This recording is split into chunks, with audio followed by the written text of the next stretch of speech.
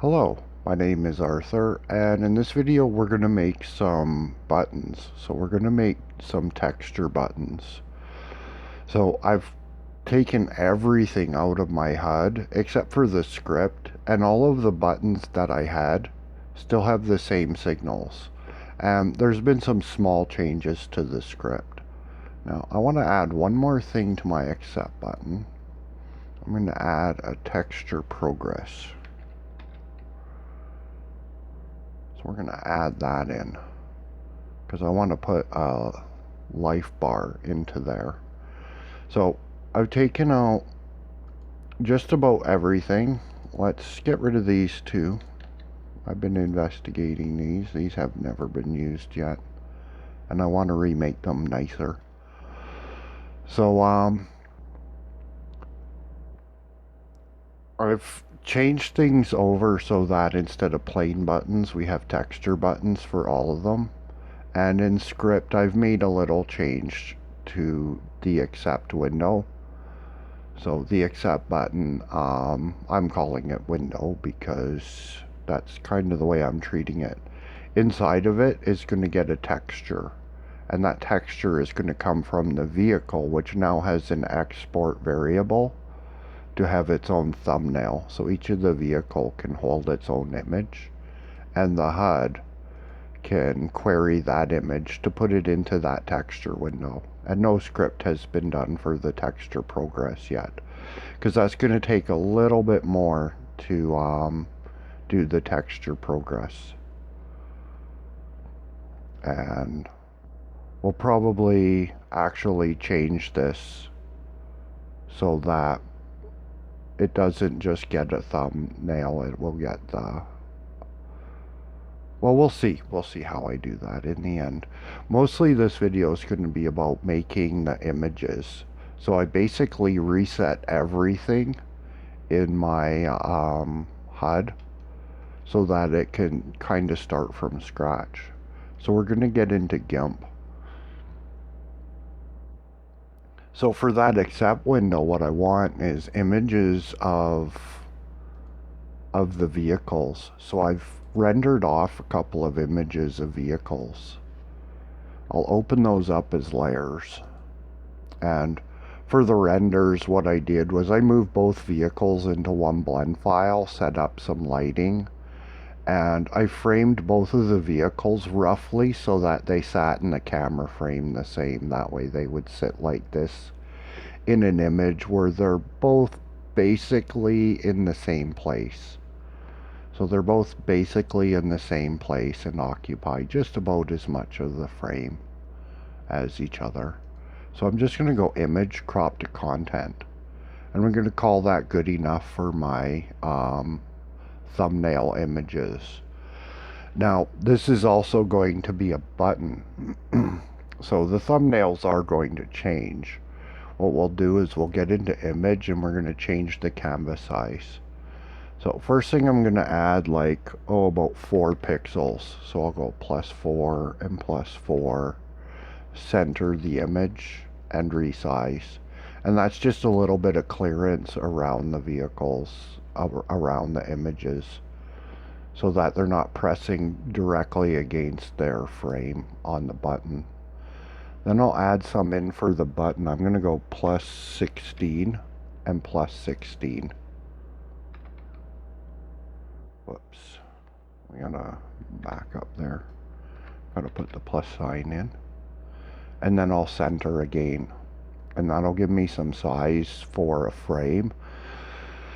Then I want some extra on the top to add in my life bar, because I want it to display a life bar for the next vehicle. So the accept button, that's the one that I press to change which vehicle has the camera.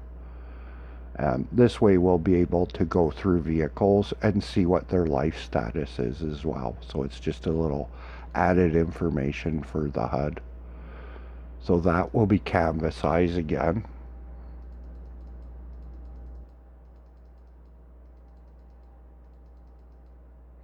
So each time I'm adding in, I'm just clicking 4 times. And the reason for that is that this image will actually get scaled to 25% inside of Godot. And we'll get to that. We'll get to why that is. So now what I want to do with that image is pull it completely down to the bottom. Let's see, 28. Let's give another 4. So that should put us at 32. So that should be about right there. That gives some space for a life bar. Now we'll need some new layers. So we'll start off with one new layer and a second new layer. Okay. And we can put in a third new layer, and we'll pull that one down. We'll pull one of these down to the absolute bottom. We'll start in this one. And let's see, let's get our rectangle select. Right now it's set for rounded corners with a radius of 16. So what we're going to do is we'll Control A, we'll select all, and we'll just click on the image. And that's going to round our corners. So that gives us some rounded corners. So we'll edit. We're going to fill one of these with blue. We'll need our color palette here. So let's get black now. We'll come down to this layer. We'll fill that with the black. So now we have a black and a blue. Then we'll go select. We'll shrink that.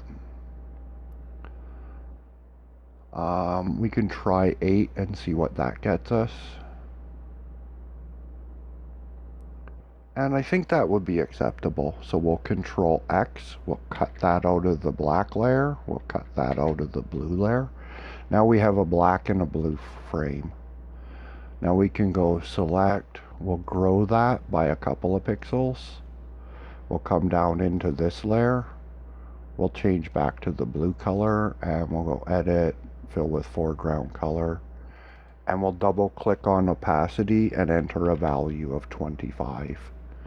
Then we'll make 3 duplicate copies of that layer. So each of those layers, whoops, that was a mistake. Let's undo that. We want a duplicate. Each of those duplicates has the same opacity.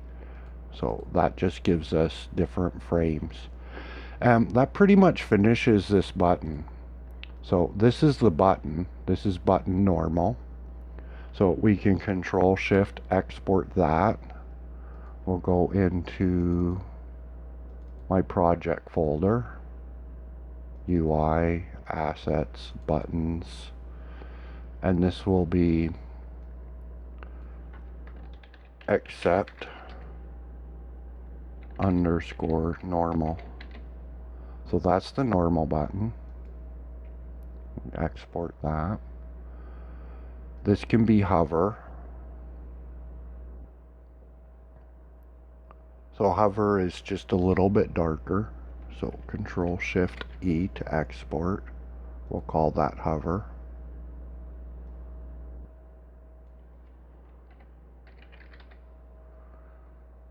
And export that.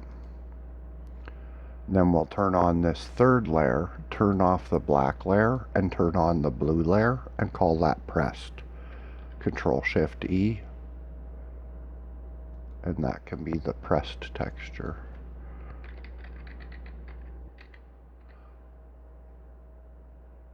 And export that.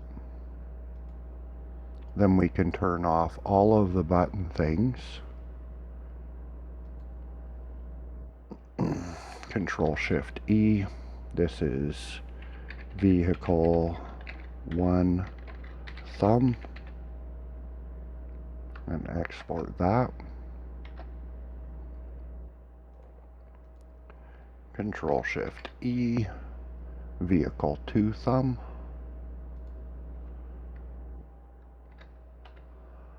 and export that. So in Godot, those will all import. Should be noted that I've set my preset so that it's not filtering image imports. So basically on one of the first things you import, for me it was somewhere in here I have the fire.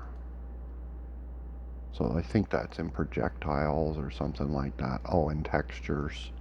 So I imported this one, and when I imported this one, I set the preset. So we have to set the preset to stop all of our textures from filtering. So those are all ready. We can come back in. We'll look at the accept button. So it gets these textures. We have normal, pressed, and hover.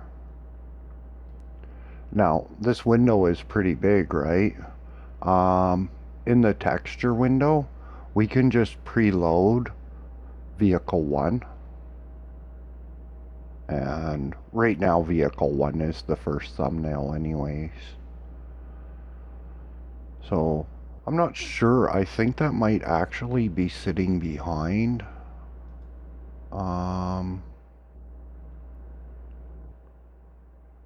not sure if we have a Z index here in things like this.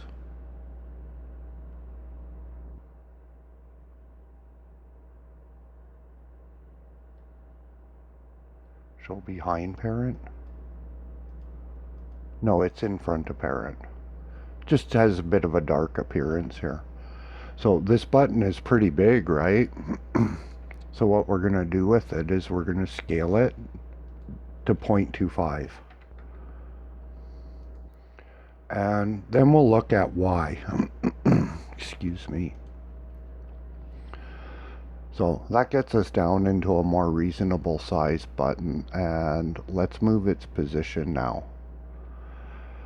So we can calculate its position.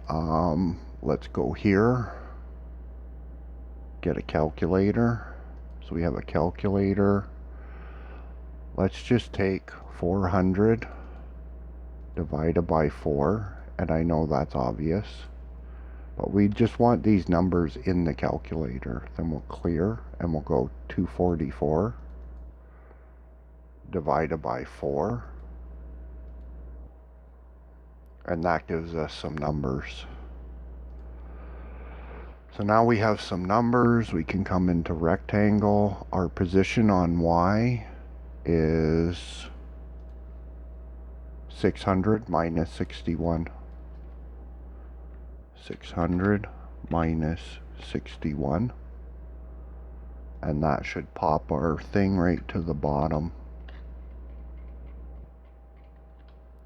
So that places us pretty good.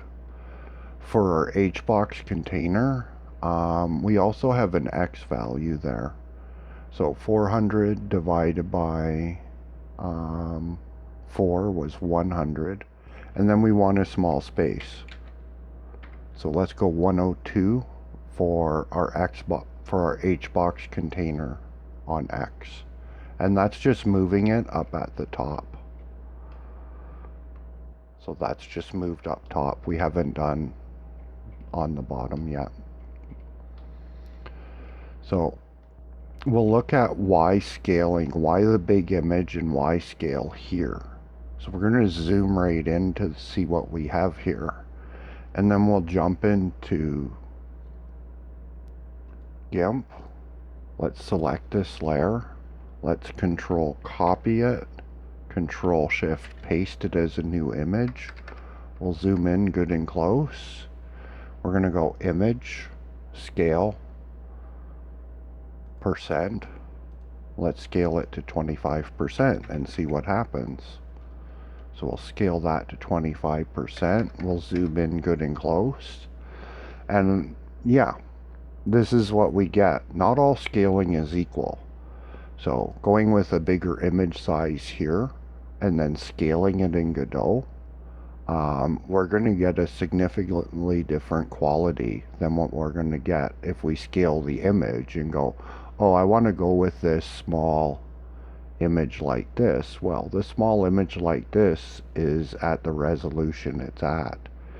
Whereas this is a higher resolution image. We have a nice clean button edge, nice sharp edges on everything, and it's going to display much different than this image does. And that's actually something to know when you're doing 2D games and stuff. Like, if you're doing an isometric game and you want to make a human character that's really quite small in the game, you might want to not make your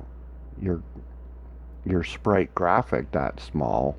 You might want to experiment with scaling your graphic, because you'll probably come up with a nicer result by scaling it in Godot than by making it super small in the first place.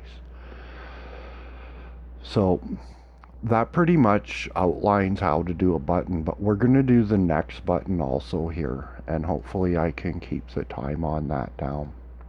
Oh, there's one last thing that needs to get done here to make that button work. So we need to load these thumbs into the vehicle. So these images are export variables that can get returned to the HUD. So the HUD just has to ask the vehicle to get its thumbnail to display it.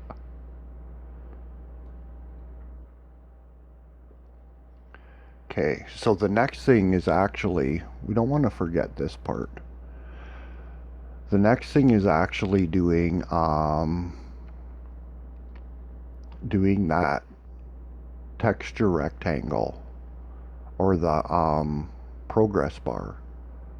So let's look at what we can do for a progress bar. So I think we have a start right here. What we'll do is we'll select this layer so we can copy out of it. We're going to Control C to copy this and Control Shift V to paste that as a new image. So what we actually have here is a fair idea for the radius that our progress bar should have. So we can actually design our progress bar right here.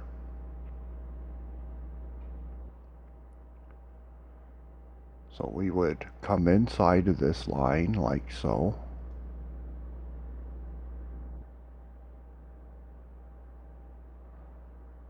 We want to be right inside the line.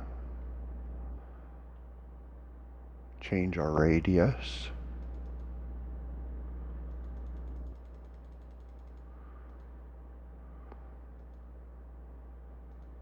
So that it works with the edge of our frame. That looks like that would work.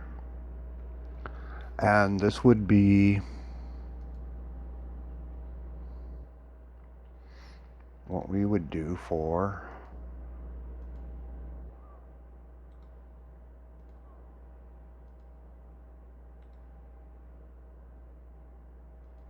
our three colored bars. So let's see, green, edit, fill with foreground. Actually, that should be here. So let's just hide that layer now. What's going on here? Oh, it's this layer we want to hide. So that's in the right place. That's okay like that. So we'll come into the second layer. Edit, we'll fill it with a yellow color. Come into this layer. Select a red color and fill that with a red color. So let's get the move tool so we can see things. We'll grab this layer, we'll dump it up on this one and see what we get. So that looks like it fits in there pretty good. And that will be acceptable. So let's turn on our vehicle. Doesn't interfere with either of our vehicles. It's a good sizable life bar, so we can delete that layer. Come back into this one, get rid of this layer. Image, crop to content. and save these as our life bars. Or what we can also do to them is we can scale these, because these don't need to have this resolution. We can scale these down, and this should these should fit the same.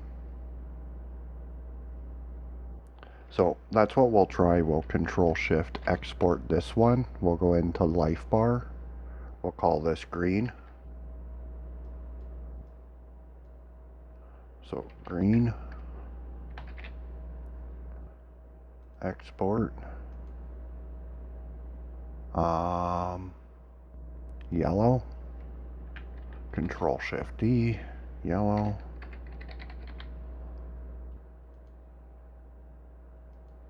I give them their own folder, that way we can have a nice short name. Control Shift E, red.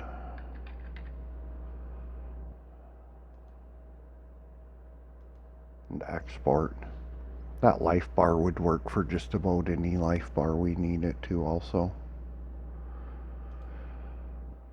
So that gets us our textures for our life bar.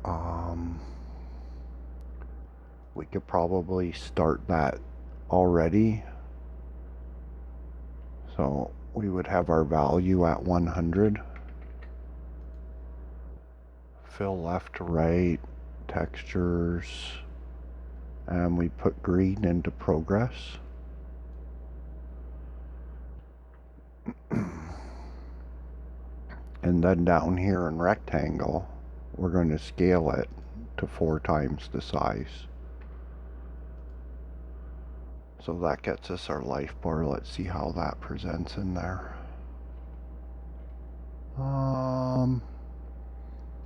That needs a little bit of work.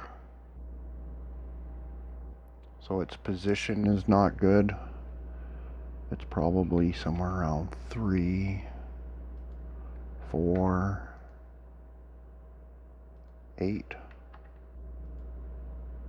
8 looks right. Let's try 8 on Y. That'll get that down. Let's see how that looks. That looks alright. That's reasonable enough. If we wanted to slim it down a little bit, there's no reason we couldn't do that. We could slim that down. Just scaling it here. The size looks pretty reasonable, though it fits in the window well. And to get that working will be another matter. So let's look at the label. The label also needs to be scaled because it's being shrunk with the bigger window. And then we'd probably want to change its position. So let's look at its position here. Let's change its X. Let's put it at about 8. And then its Y. Let's look at the math there. So it's 61 tall. Let's try it at about 40. That will kind of put it down. No, that's not enough. Let's try it about 300. No, that's too much. Let's see, 244. So when we do this number, 244 would be right at the bottom. Let's try 144 and see where that lands.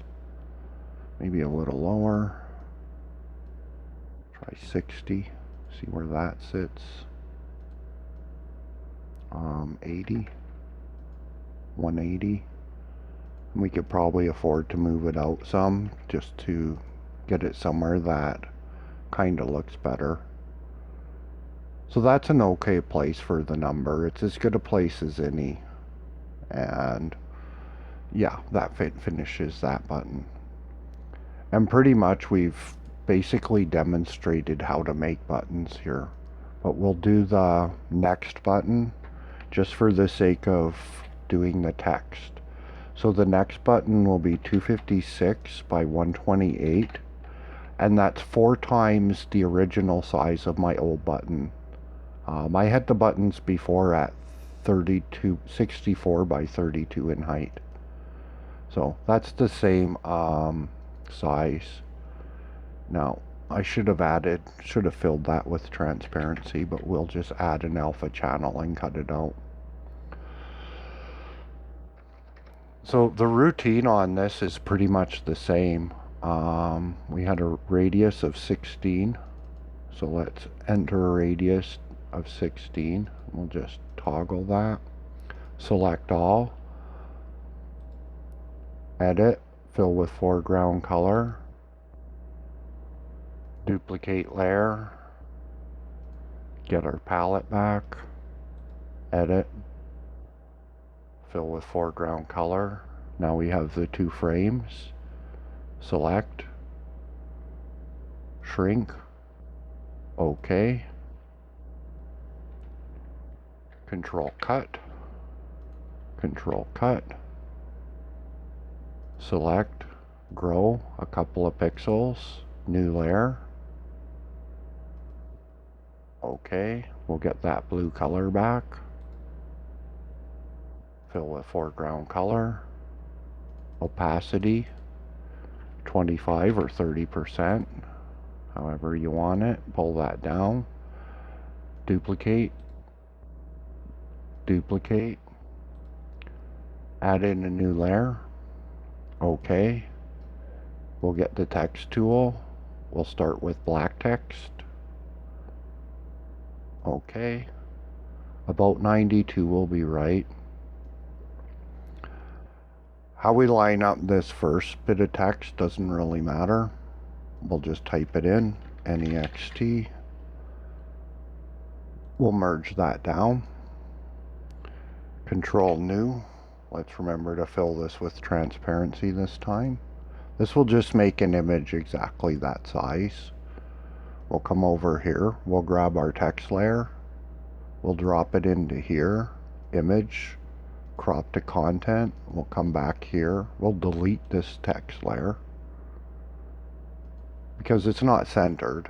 We'll come here. We'll pick this layer up, hover over, drop it here. Now it's centered. Layer to image size. So now the layer is the image size. We can come back into text. We'll change the color now to blue. And we'll start a new text window. Like so. We'll just go OK. NEXT. Just like that.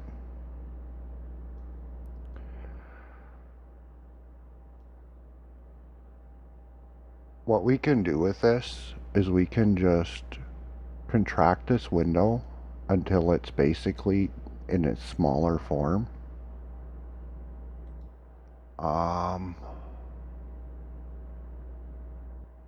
It doesn't actually let us just convert this into a new layer. So I don't know why it doesn't let us just convert that into a new layer.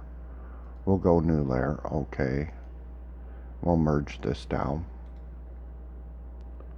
So we'll merge that down. We'll turn off the top layers, get the move tool, and we'll just move this to where we want it.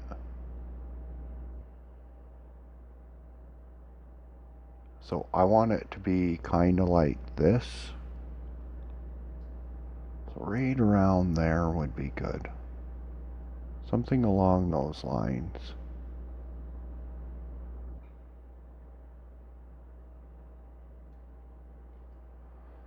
So I'll just go layer to image size. It's going to reorient the layer, and basically that's what we have now. So I'm going to take this one and drop it on top.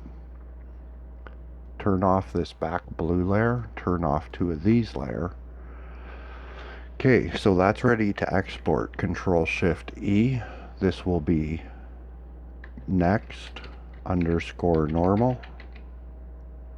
So that's the normal button. Export, export.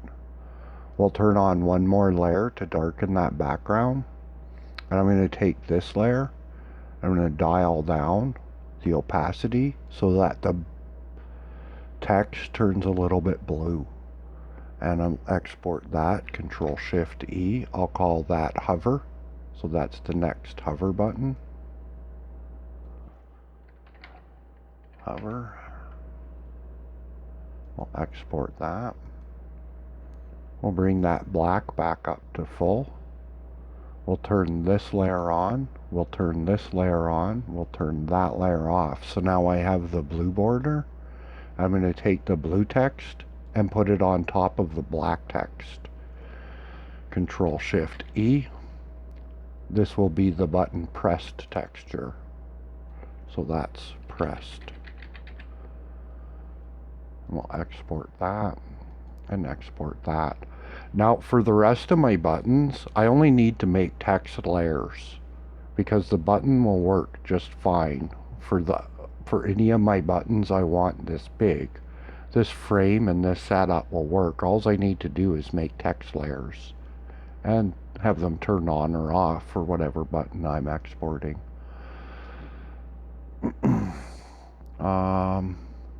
Whoops, I accidentally put these into the wrong folder. So let's move those. We'll move those into just this folder. So that'll be fine like that. So that's the next button. So we'll get next normal.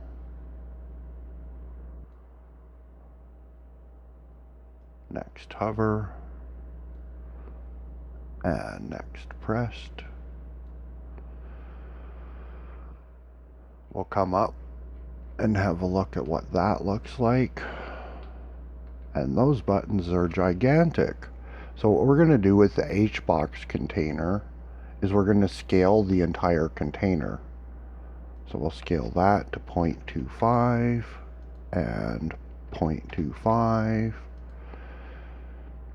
And let's move this to 600 minus, I'm pretty sure 32 should work. Oh, no, that's wrong. We don't want to do anything there. So let's get out of that. It's supposed to be in position. 600 minus 32. And that should drop our button right to where we want it. And that's our next button. So the life bar doesn't work yet. The functionality has to be hooked up. It's a standard life bar, right? So there's a ton of tutorials on how to do a life bar.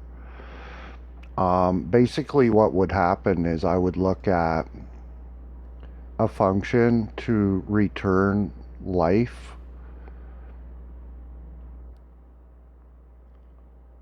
So the variable life would get returned to the HUD, and also in apply damage,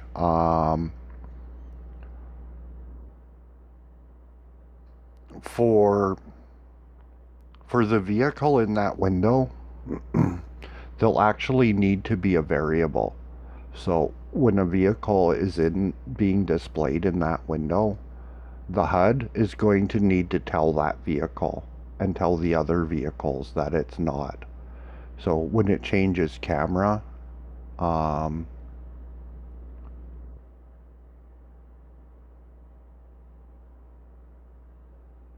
vehicle, well actually when it gets this texture, it's going to need to do more. Like it's going to need to tell the vehicle that it's sitting in that window. So if the vehicle's taking damage, it can update its texture progress. So a little bit of thinking will need to go into how exactly to get the different life bars working, because I'm thinking there's going to be 3 life bars in the HUD. One for the vehicle sitting in the accept window, one for the vehicle that is selected, because that's not necessarily the vehicle that has the camera, and then there would be a life bar for the vehicle that has the camera. So hopefully that makes sense. We'll just run and see see that everything's working still. So we have the buttons, they have a hover, have some action from them. It changes vehicles. The number's changing. We're going to the right vehicle. Yeah, what I mean that the vehicle that's selected isn't necessarily the vehicle that has the camera. So a selected vehicle can be displayed. The vehicle that has the camera could have a life bar somewhere on the screen. That way we're having a maximum of information, right? Like we can go through our different vehicles and see what their life status is. We know what the life status of our current vehicle is, and we can also have one for the selected vehicle. So probably a second window kind of like this for the vehicle that's selected. And probably its index number too. That way we'd know if this is the number. So if we have the same vehicle and same number in the selected window to get information on the selected is here, we would know that's the one that's getting the camera next. Things like that. So that gives us a few different options and an idea for how the buttons are made. So hopefully that's helpful to somebody. I know my specific HUD is not very applicable to everybody else, but how to make the buttons is probably something that some people might want to know. And that's not such a bad button, that's pretty good. So I'll finish up my buttons and I'll save this project for my future buttons because this frame will work, is reusable. This frame is reusable. So this frame can be used again for my for the selected window. So the vehicle that's selected can display in this window also. And yeah, they're projects worth saving. The life bars, well, that's easy matter. Life bars are always easy to make, so that's some pretty simple stuff. So that's it for this video. I hope it was helpful, and until the next video, take care.